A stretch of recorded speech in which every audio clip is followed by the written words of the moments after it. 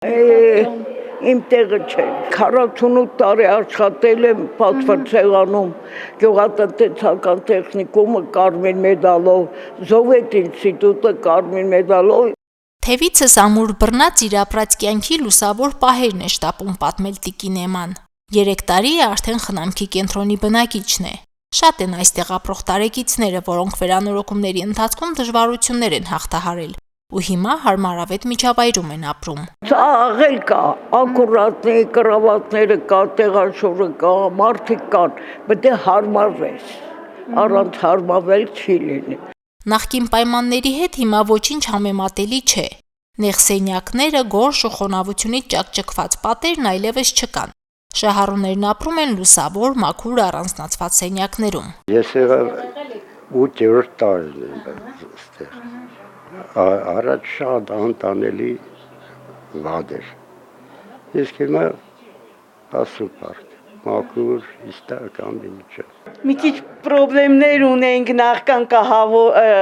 վերանորոգումը, բայց վերանորոգումից հետո ոչ մի խնդրեմ չունենք։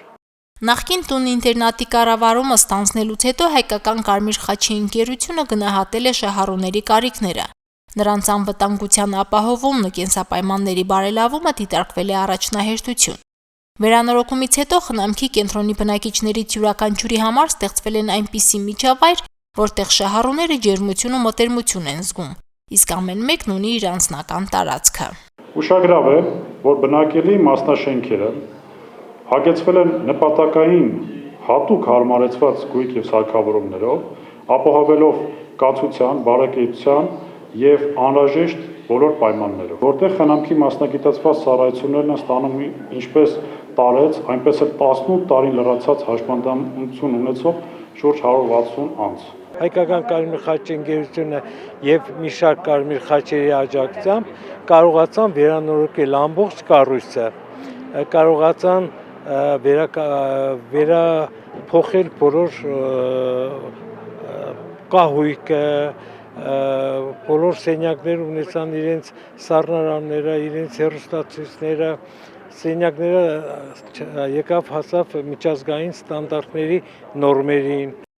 Շուրջօրյա խնամքի կենտրոնի 160 շահառուից 16-ը ստանում է անկողնային խնամք։ Վարչական մասնաշենքի վերանորոգված մեկ հարկը ներկայում ծառայում է անկողնային խնամք պահանջող շահառուներին։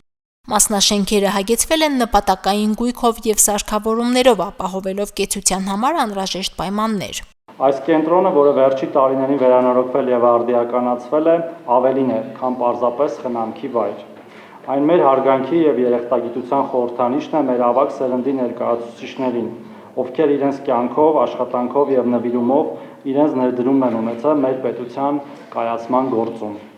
Շահառուների ընտրությունն իրականացվում է պետության անմիջական ուղղորդմամբ եւ օժանդակությամբ։ Հաշվի առնելով տարեց եւ հաշմանդամություն ունեցող անձանց առանձնահատուկ կարիքները, աշխատանք է տարվել նաեւ աշխատակազմի կարողությունների զարգացման ուղղությամբ։ Յուրաքանչյուր շահառուի հանդեպ անհատական մոտեցում է պահանջվում։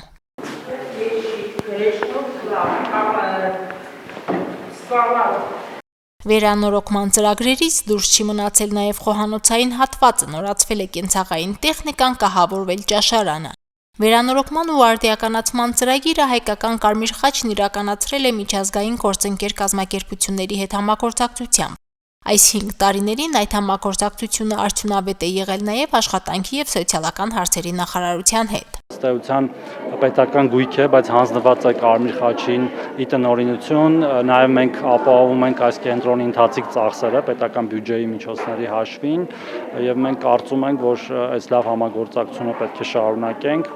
Շուրջօրյա խնամքի կենտրոնի բնակիչների համար առողջ ու ապահով կյանք պարգևելուց բացի կարևոր է, որ համայնքային ու հասարակական կյանքում ներգրավվածություն ունենան։ Տատիկների մարջան երգչախումբը լավագույն օրինակն է տարիքի ուժը գնահատելու համար։